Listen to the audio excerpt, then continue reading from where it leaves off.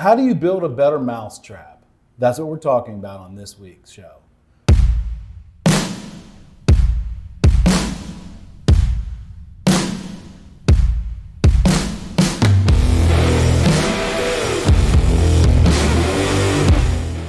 Welcome to the show where we tackle the tough questions submitted by installers, estimators, project managers, ICT personnel, and even customers. We are connecting at the human level so that we can connect the world.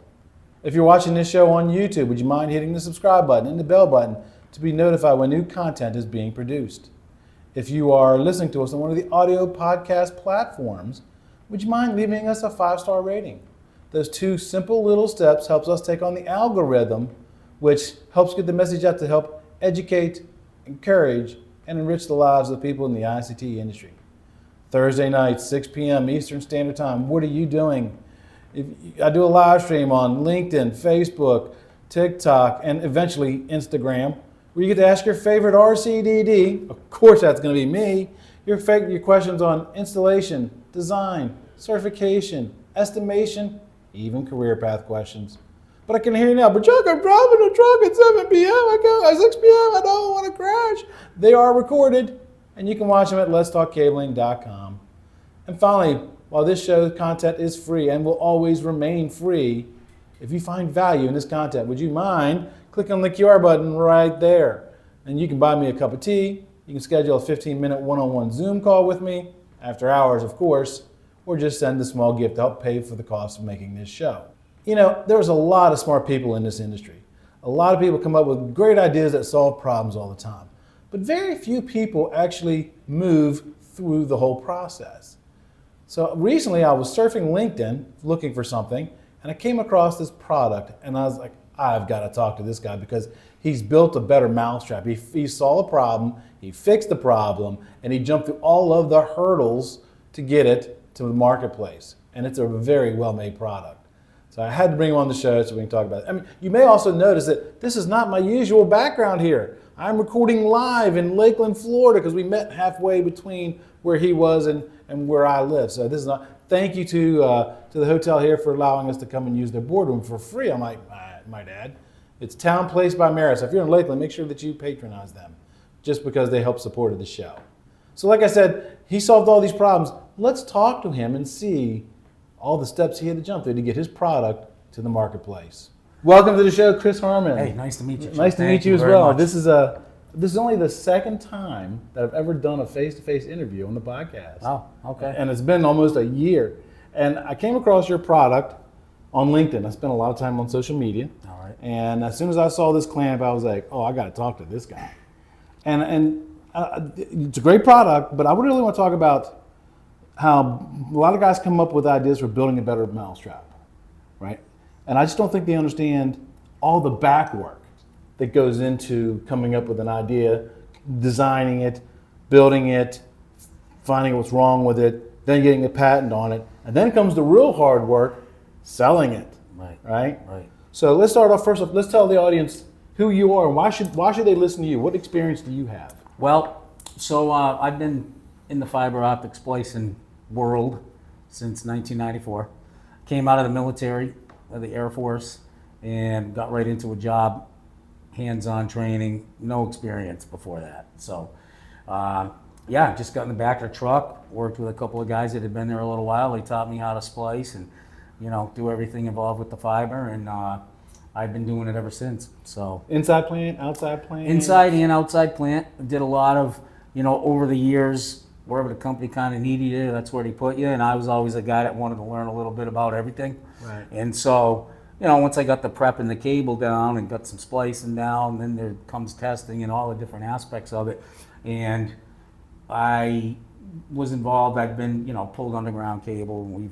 I've even ran the backhoe to install conduit systems and manholes out in Detroit. So, I mean, it's been fun. I've been able to bounce around a lot. Well, if you're in this industry, you're going to wear multiple hats. Yeah, absolutely. One day you're going to be pushing a broom. Next day you're going to be fusion splicing a 3456. That's just the nature of our beast. Absolutely. If you had to rate your experience, what percentage would you say you've done consists of outside plant work, and what percentage did inside plant work? I would say 80-20. 80% outside plant, outside splicing, Right. testing, troubleshooting, hanging cable.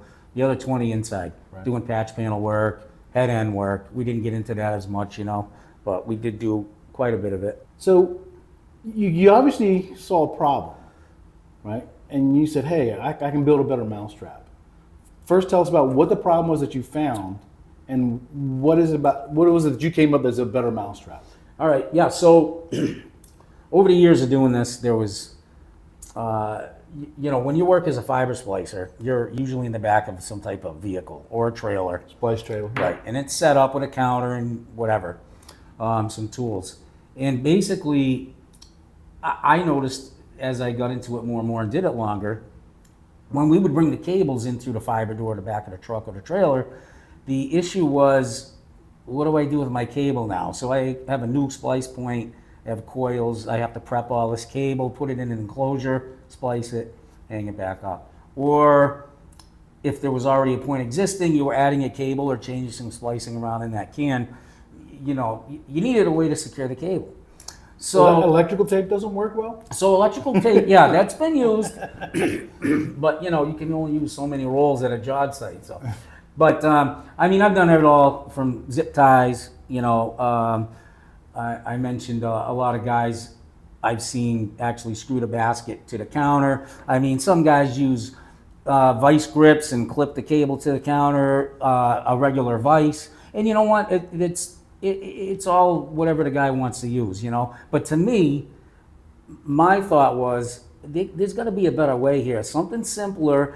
Most of us work by ourselves now, Absolutely. So you're in the field, you drop a point, you get in the truck, you're doing all the work on your own, and it's all about getting the job done, getting it done quick. So, I was having a problem. What's the easiest way I can do this? I'm trying to hold a bunch of cable and put a zip tie together and pull it. And then a lot of times if it was wet or whatever, it can slide out of that and all. So I was trying to come up with an easy way for me to get the job done. At that point in time, I wasn't even thinking about anybody else. It was like, what can I do to make my life easier here? Right. So vice grips and channel locks and tools like that, those aren't really the best thing that you want to be crimping a fiber down with, because you can cause damage. You will cause damage. To get it tight enough, you're going to damage the jacket. Right. You're going to potentially crush the armor wrap. Right. And that's going to cause potential problems with the fiber. Yep. And there are some products out there that already kind of have kind of what you're doing, but in looking at your product, when I saw your product on LinkedIn, I told my wife, I was like, you know what, I got to get this guy on the show because I like this thing. So tell us a little bit about what you came up with. What was the process? So you told us about how you came up, but okay, so now that you see the better need, how did you come up with this concept? So this was the original clamp right here. Again, I wanted something that I could use in the back of the truck. I had used other different methods. The problem was they didn't last, a lot of these things, right? There was always an issue. Either it was the hinge or it was the way that you secured and latched this down. The latch would break, the hinge would fall apart, it wouldn't open enough. I couldn't get it closed if it was a big bundle. So, one day I had a guy I knew bend me up a clamp similar to this. Mm-hmm. And, it was trial and error for a long time. But over a few years of developing it just myself in the back of the truck by me using it, which was the great part of this. Again, I like to stress, it comes from somebody that's been out in the field right. and done all this work. So it makes a difference. But, so I wanted to come up with a hinge that was going to hold up good, last a long time. I wanted to come up with an easy way to close it and tighten it while you're by yourself. You don't need any tools to do anything with this. You just back this off, and this will lay down out of the way. And when you have it in your truck, you can flip it open. Right. Right? And then you will lay the cable in here, close this, and then you can flip it with your arm or whatever, and then you want to flip this up, and then you would just tighten this down wherever you needed it. Right. And it's not crushing the jacket. No, this created the grip, and like you said, the pliers and the vice grips are a regular vice. Listen, again, to each their own. I'm not gonna, everybody has their own different ways of doing it. But again, for me, I wanted to come up with a fast, easy, effective way that was going to work. Let me ask you this. So this is obviously your current, latest, greatest model. How many revisions did you go through to get to this one? Ballpark. I would say probably a dozen. You know, between the gasket, the hinge, Right. you know, how to attach the hinge here, the T-bolt and the nut, you know, what was the best method, Right. what was going to work the easiest, what required the less mechanical parts in here to move. Right. And so I'd say about a dozen. So let's talk a little bit about the construction, because the one thing I've always said, oops, sorry, I didn't hit you. One of the things I've always said is people equate quality with weight, right? Yes. And what do I mean by that? So AT&T, when you used to buy a phone from AT&T, that thing, if you hit your sister with it, it'd knock her out. It had some heft to it. Right. And then when they started using printed circuit boards, stuff like that, those phones became extremely light. Right. And AT&T found that customers, they thought it wasn't good quality because it was so light. Right. Right. This thing has some heft to it. Yeah, it's right? 6 pounds. So what gauge is this metal? So I'm not sure what the gauge is, but it's a 1/8 of an inch thick steel. Okay. Right. So again, that came with trial and error, right? Because I used stuff a little thicker, I used it a little thinner. Right. I ended up with the 1/8 inch. It worked the best, and it did the job. I didn't have to worry about it bending or anything like that.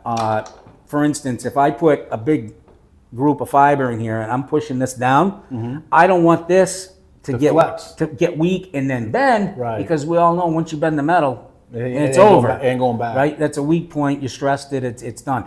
So this, after, like I said, the trial and error with the different thicknesses, this was the best one, because if I have a bundle of fiber and I want to push this down, I'm not creating enough there's still enough flex in this, not enough to attenuate the fiber. Right. Right? And you can still close it and clamp it. So it's an 1/8 inch thick. It's powder coated. I have it all powder coated. And it's all welded too. There's no rivets or anything. Even the Absolutely hinges welded, and the hinges. It looks like it's the same gauge metal. Actually, it's pretty. Yeah, heavy it's a duty. very heavy duty hinge. We did just switch over to this. Again, I didn't want any rivets. Right. I didn't want Nothing to come loose. no screws, no rivets, anything to fall apart. So this is, when I first got this from the builder, I was like, wait a minute, I don't want rivets. No, Chris, that's plug welded. That's never coming apart. So I said, okay, perfect. The underneath here where this T-bolt is here, this is all welded. So that holds it in place and it allows it to swivel. And the other thing we did, again, it's powder coated. And the other thing that I did is, this is a stainless steel T-bolt, and this machine nut is also stainless steel. And that was something about 6 months ago we switched to the stainless nut, because I didn't want it to ever become an issue with corrosion. And if I'm using the stainless steel T-bolt, why not use the stainless steel nut? So that's what we went to. I feel it's a much better, it's much better that way. This will never get corroded. Right. And it'll hold up to, because here's the thing, this sits in the back of the truck. Right. Or the trailer.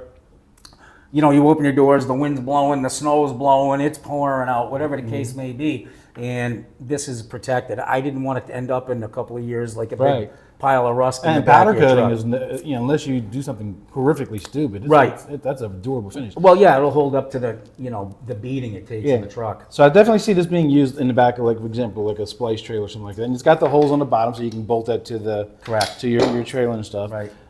Would you see an inside plant technician using one of these? Yes. So I know of some guys that do a lot of inside work, and they are mostly splicing patch panels or cassettes, whatever.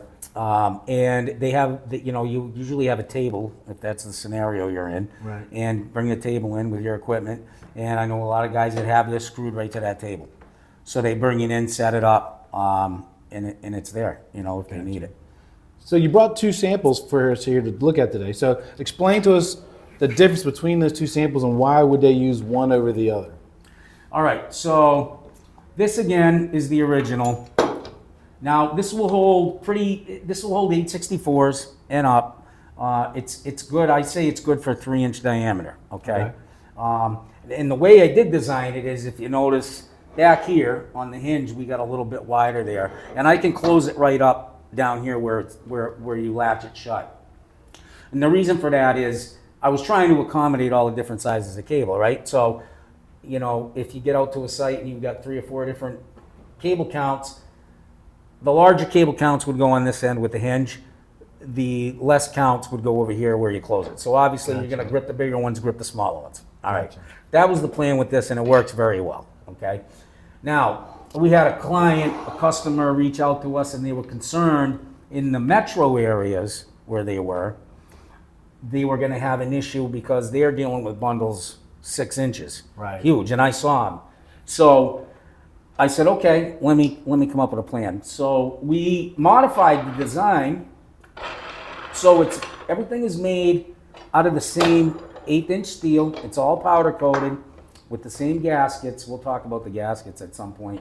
But basically what this does is this allows you to remove this top bracket and set it out of the way, lay those bigger bundles in here, do whatever you have to do. This is stationary, it's fixed, it's welded to the plate. This still moves so that you don't have these two in your way. Right. Right? Because you only have so much room at the fiber door to pull cables in and out or the enclosure. So we wanted this to be able to come out of the way. Okay. So now when that's at your door and you got a 600 coming through there and you lay it all in there, this can be gone. And then it's simple, once you get it in there, we did put these little lips on the edge.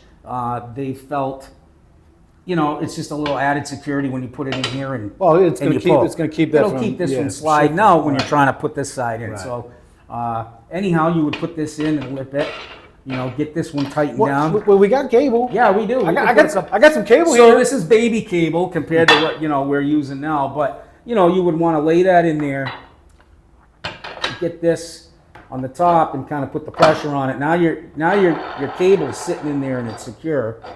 You can get this crimped down, lay this one up, tighten this one back.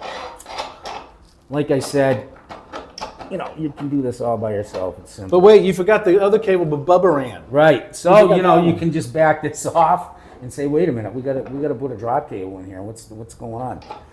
So I would just back this off, lay this down. You can add this in, right, close it back up again, back to where we were going with it. So what I normally do is I just tighten down enough so I know that cable's not coming out. Right. So again, you know, you need to picture this secured, but That you know, sucker's not moving. with this secured on your bench or Yeah, your that's table, not whatever moving. you have, this is not Yeah, coming that's out not of there. moving. That's not moving. And so, you know, it works great. It grabs it. And one of the things I do want to talk about is another reason why I came up with this is I wanted something that would work under any situation. Okay. All right. So in other words, if you're a lead tech, a senior tech, and you're on call a lot, which I was, I respond to an outage for the town, and I pull up and they have a 3M enclosure up there that we haven't seen in years. Right? Everything's Tyco now, a lot of CommScope stuff. So, you know, some people do have Tyco cells of ice that holds the Tyco enclosure. So when you pull that Tyco enclosure in, it bolts to that vise and the enclosure is solid. Okay. That's awesome. But what happens when you come up to a site where it's an old 3M enclosure, an old AT&T enclosure? And they're still out there. They're still out there. Yeah, they're everywhere. Or, you know, a C-core enclosure, there's a million of them. Or what if there's no enclosure and it's a new point that you're doing? And you got to do a mid-span entry, a ring cut, whatever. The idea behind this was it would hold the cable no matter what. So this doesn't matter where you pull up to. If you see an enclosure that you don't have the right bracket for, you don't have to worry about it. You know what I mean? You're going to lay the cables in here and it'll hold down. Right. So, you know, another feature is this sits up a couple inches off the counter. Right. And originally it wasn't this tall, and I updated it when we started producing them because I wanted a little more room. What this allows to happen is when you bring the enclosure in and you set it here in your truck and the fiber comes Line in. up with the opening and the enclosure. Exactly. Nice. So it doesn't, because it tended before it was kind of closer to the table, Right. and it tended Because to then the rock fiber the rock it, enclosure up a little bit, exactly, which yeah. was not a big deal. But some people asked me about it. I said, oh, okay, we're going to make this higher. Yeah. And so now, for the most part, it allows your cables to come directly into the enclosure, and they sit Right. there, you know. And a lot of people will ask, well, what if I have a small truck and I don't really have room? Well, you know, you can. The other part about this is I can put the enclosure this is mounted in front of my fiber door in the back of the truck. Right. I mean, I can put my enclosure all the way to here. Right. Or if I have a bigger truck, I can pull Right. 6 feet of cable in Right. and lay the can on my counter, and that's not going to pull in or out or move around. Gotcha. So it's super heavy duty with the bolts and the metal. Let's talk a little about those gaskets. Right? Yes. Because I mean that's got a good bite on that, right? Yes. Does the gasket wear out? So it's been my experience, and it did take some time going to find the gasket, the right one. But it could wear out over years of time. We do have a replacement, a 3-piece kit that will give you, these are 12 inches long, so it will give you 3 new pieces. The way this is secured to the clamp is with a 3M pressure sensitive tape. Okay. And I have replaced mine once over the years, and that's because I did a big job, a lot of armored cable. I also do a lot of OPGW, optical ground wire. So, it'll get nicked up. It'll get nicked up by the tools. Just being in the truck, it's the nature of the beast. So we do sell a replacement kit, but again, I don't think it'll be a big problem, and if you do, it's there. But we did, just so everyone knows, I went through, I don't know how many different gaskets before we ended up with this one.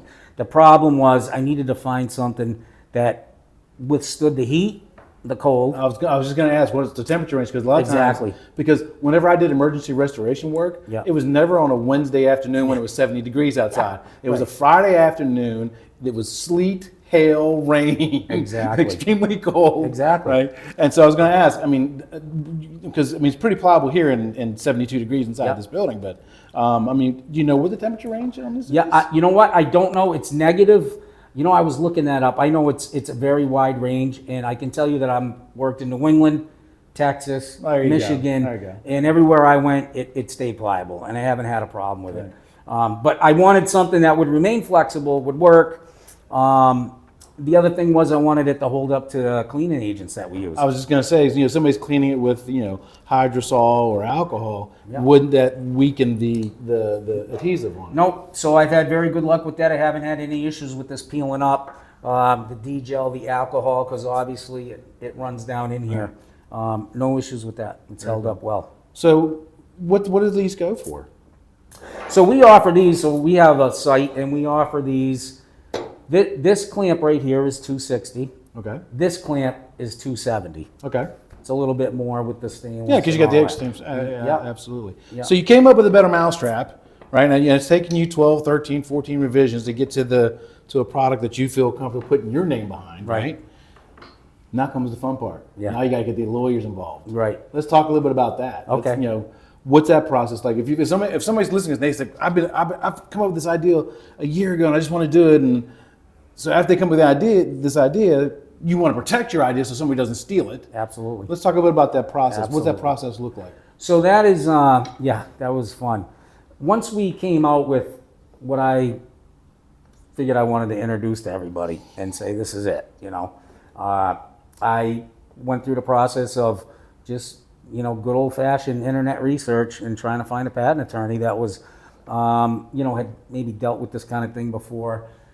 So after some trial and error and some searching, it took a few months to finally find somebody that was willing to talk to us about it.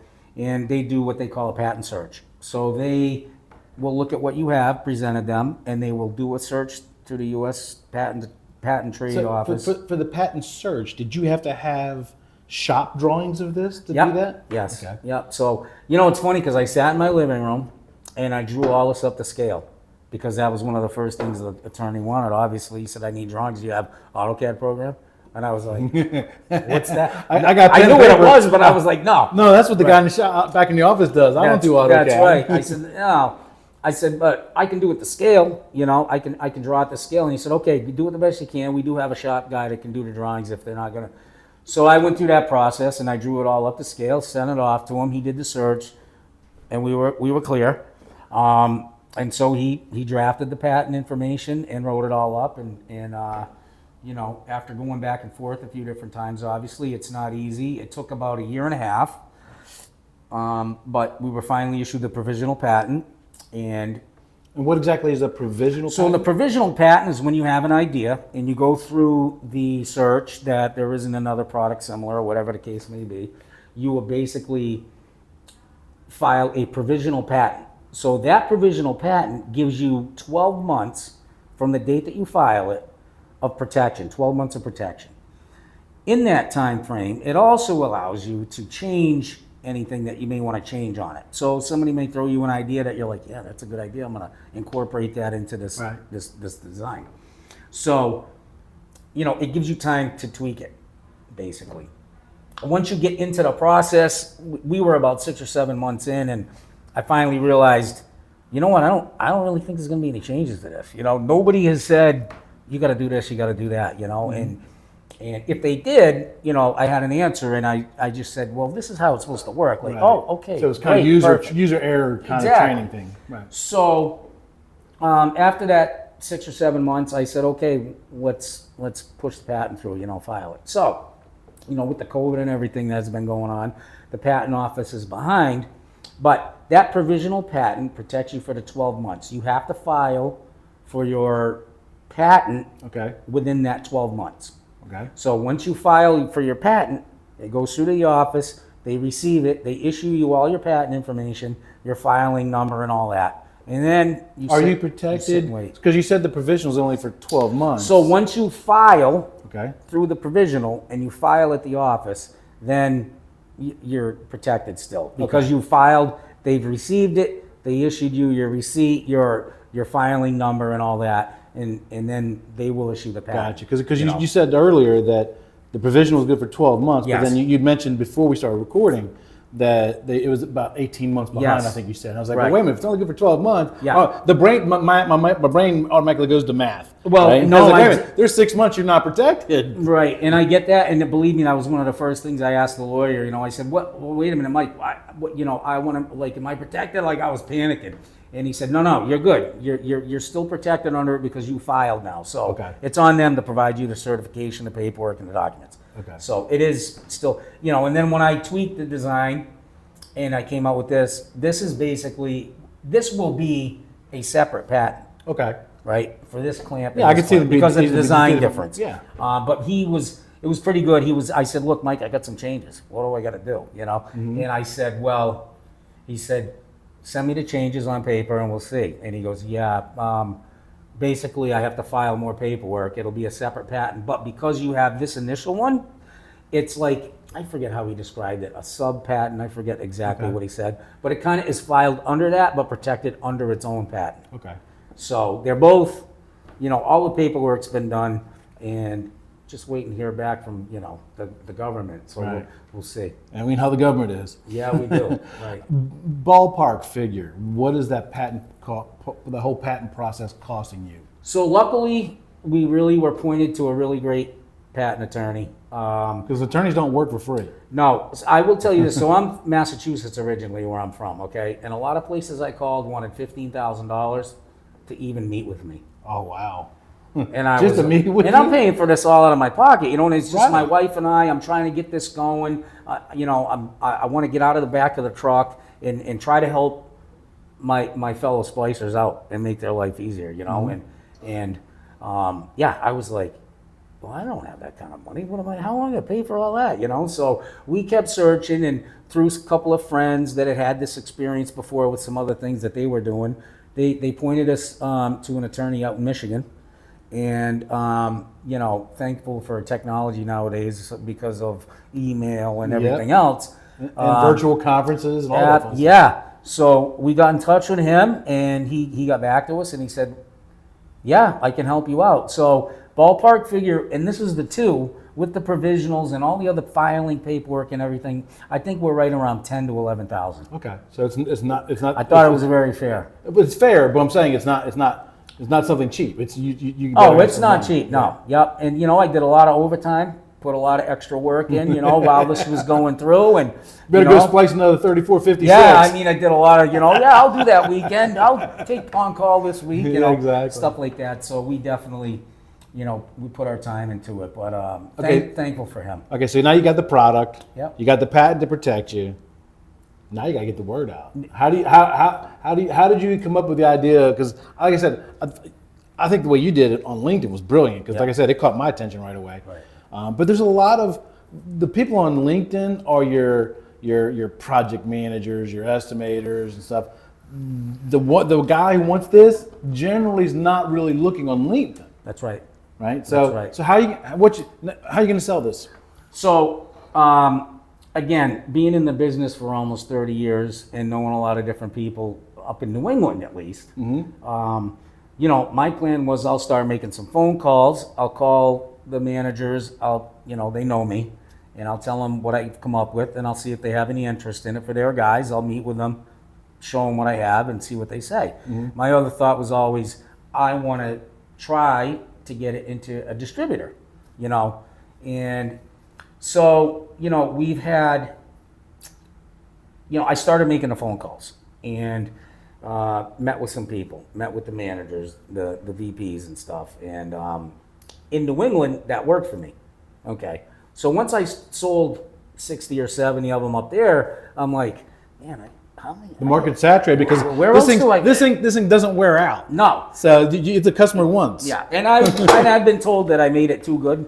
That it's built, you know, this is the only one I'm going to have to buy. Right. And you know what? That's fine with me. You know, I'm good with that, because if I was to do something like this, like I'm doing, I would want it to be, like I'm picturing it, the guy who buying that is me on the other end. You know, my dad always used to say when it came to tools, buy the best you can afford. Right. Because it'll last you. Right. It makes a difference, you know, and it makes a difference. And I would rather hand a guy that I know is doing what I used to do and still do, you know, something that is going to work. I'm not trying to, you know, say, hey, look what I have, you know, buy it and throw it in a corner and it's not going to get used. I want something that the guy is going to be able to use and apply it to the job. Right. But yeah, so, you know, I found LinkedIn. I had known about LinkedIn. And so I started a profile and I just started putting pictures of the clamp, myself using it, the other guys at the company I'm at, those guys, because the company I'm with obviously support everything. They bought enough to put in the trucks there.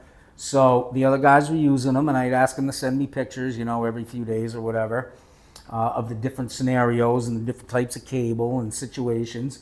And so they did that. And, you know, I started posting it on LinkedIn. I'd post a picture. I'd say, hey, look what's available now. A new clamp that actually will work well. And, you know, it's easy to use. You don't have to adjust it with tools. You just bing, bang, and you're done. Right.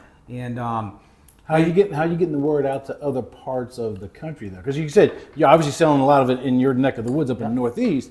But what about the guy in Texas? What about the guy in Southern California? I'm telling you, so it was really all through LinkedIn. More and more people started seeing it, liking it, and so every day I stayed with this, and I still do it today. I'll find, because there is fiber splicers on there, technicians and whatnot. I'll find those guys, connect with them, talk to them, and, you know, talk to them about the clamp. And 99.99% of the time, they'll say that thing looks like a great idea. Tell us more. Let me get my boss involved. I'll tell him about it. So then I'll direct message those guys, and I start from, you know, the bottom and work up. Right. And that's how it's worked the best for me. I've made phone calls, and you know, I've gotten some appointments, and the last 6 or 7 months, my wife and I have gotten on the road, traveled around the country. I've met with some distributors, you know, so it was really a lot of footwork, legwork. Are the distributors open to the conversation once they see the product? Yeah. What distributors have you been looking at? So really difficult to get in to the distributor level, okay, because who am I? And I'm calling them. Now you've been on an industry award-winning podcast. Yes. Now you should say, "Hey, I've been on Let's Talk Cable." Like Yes. The things will fall out of the sky. The red carpet's going to roll out for you. Yeah, no. I'm telling you, I'm super excited about being on here, you know, because it's going to help us. Right. But you know, I just plugged in on LinkedIn. As in, when I say plug, I don't mean I know what you mean. Yeah, you know, aggravating everybody to death about it. I'll send an email and wait for a response. And you know what? If I don't hear anything back in a couple of weeks, I'll follow up. Right. You know, hey, did you get my previous email? And you know what? I just want an answer. You know what I mean? Like if you say, because I've had guys say, you know what, we use something else right now, we're good, but if the need arises, we'll let you know. I'm good with that. Right. I'm not going to barking at your door all day. Right. You know, and I get it. But I just know from being in the field and using it, and you know, I've had 100% positive feedback on this, which is great, you know. And one thing I do is when I do sell one or two or whatever, I'll ask them, when you use it for a few weeks, after you guys have had it in the truck, can you get back to me, give me any feedback? I don't know if it's good, bad, whatever. I want to know. Because if there's something I need to fix on it, I want it right, you know. And it's always been good comments. People have great things to say. So, but, you know, the awareness is out there. As far as getting into the distributor level, I feel like I've been really fortunate because, you know, one of our first distributors, he came on board, the vice president for marketing, and their catalog, their tools. You know, he called me out of the blue. I had a message on LinkedIn. Hey, give me a call. It's so-and-so. And I said, okay, let me give you a shout. And I called him, and he's like, listen, I've seen this product on LinkedIn. I'm super interested in it. And I come from a splicing background, you know. So I've used things out there, and I've had the same problem. You know, there's always been some issue, something that didn't work right on it. So can you send me one? I want to buy one from you. Send it out here. I want to check it out. So I said, absolutely, of course. This is great. So he purchased one. I sent it to him. And a couple of weeks later, he's like, you know, I had a chance to use that in the yard the other day. We had some reels shipped to us that were damaged. So I had to go check them out with the OTDR. And that thing works awesome. He goes, I love it. So, you know, he's like, we're going to phase out anything else we have. We're going to put this in the catalog. We're going to sell it. And it, you know, so I feel like when I bring this to show it to somebody, it just kind of sells itself. You know, if they know what they're doing and they know the job and they know that this is a needed product for the splicing tech in the back of the truck, then most of the time they're like, that's a really good idea. You know, we should try it out. Gotcha. So if somebody wants to buy one of these, where are they going to go to buy one of these? So we have a Square website. Okay, we do all our paperwork through Square. It's very simple, and it's FasClamp.square.site. Okay. Now that's all over my LinkedIn profile. It's also, we also have an email, FasClamp@yahoo.com, and it's just fast, no T, so it's FAS clamp. You know, that's another the T out of it. You know, that's another thing you bring up because a lot of people don't realize the little hurdles you got to jump through stuff. Yeah. Right. The name of the podcast. You know. Yep. The first name I had for the show didn't fly because there was a conflict. Yeah. Right. People don't realize that. Oh, wait a minute, you're infringing on somebody's copyright there. Right. So why no T? So there's got to be a story behind that. So you know what? It is really not. It's just I didn't want to call it. I was trying to think of a catchy name. Gotcha. That's it. That's really, it's simple. There was nothing behind it. I did search. I was like, there's nothing else, you know, and there isn't. Right. So, and I wanted to drop the T, FasClamp, and you know, I came up with the logo, and my stepdaughter helped me design that and drew it up. So, you know, one of the other things to talk about is the manufacturing. That's a big chore. Okay, so let's talk that about was manufacturing. one of the biggest hurdles. So, manufacturing. So once you have your idea and you get it, now you know it's different than your buddy in his barn in the backyard building you one clamp. Right, exactly. Because he's got all weekend to work on that. That's right. So now it's like, oh man, now I have to order like hundreds of feet of gasket. I have to get a supplier for that. I have to get these logo stickers made. Who's going to do that? So there's a lot of footwork there. But the manufacturing of the clamp itself started up in New England. I went through a couple of different manufacturers up there, you know, fabrication shops. 3 or 4 weeks time, drove around, traveled around. We met with quite a few different places, you know, and it was tough because, you know, of course, yeah, we can build that. Well, now it's they want commitments. They want commitments. 8 weeks for a prototype. Right. Well, I'm ready to sell this now. Like, I don't want to wait 8 weeks. Like, are you kidding me? So, but I did, and it was like, you know, it's not really. Let me do this and do this. Needs to be better, and so that was tough. I went through probably 3 or 4 in New England, but we caught some eyes of some people, and this one gentleman gave me a call and talked to me and pointed me in the direction of a guy down in Texas. And you know, he's like, listen, we really love your product. It doesn't fit with what we sell, but I want to see you succeed. I can help you here. and I'm really good friends with a manufacturer down in Texas, and I kind of already talked to him about it, and he's interested in helping you out, you know.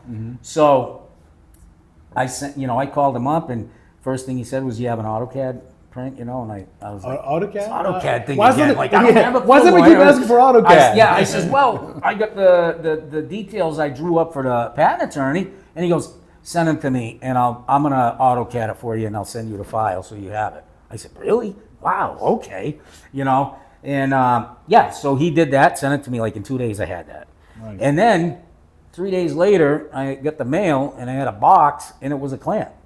So he had already built one. You know, it wasn't painted or anything. It wasn't powder coated, but he had the basic principle here. You know, he goes, "What do you think about this?" And there was a couple of things that didn't mesh, and I said, "Oh, under here is a welded, you know, just an L bracket to hold that T-bolt in there." And he goes, "Okay, give me a couple days." You know, 3 days later, I had another one. So it was amazing. Like, I was blown away by him, and we owe a lot to him.